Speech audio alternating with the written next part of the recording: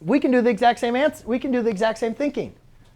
Obviously, guys, this isn't on the unit circle. Well, not obviously, but we don't know if it's on the unit circle or not. Correct? Because we don't know the value of x.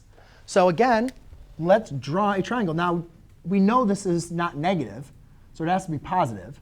And tangent's only positive in the first and the fourth quadrant. And based on the constraint for an inverse tangent, we know it has to be in the first quadrant. So I'm not going to draw the xy axis because I know it's going to look like this.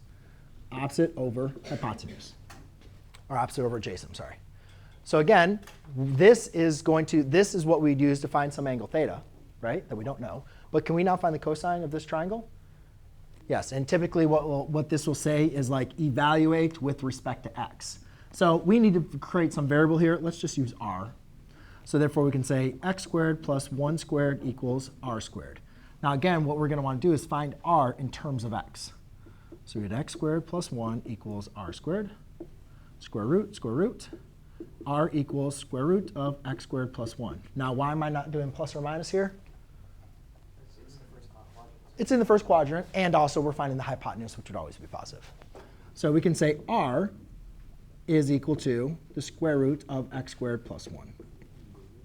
Can we now find the cosine of this triangle? Of course we can. That's just going to be adjacent over x squared plus 1. Now, will I ask you to rationalize the denominator? Probably not. But if you needed to, or if you wanted to see what it looked like, that's what it looked like. OK? Last two questions are definitely going to be on a test or quiz. So hopefully you were paying attention and wrote them down.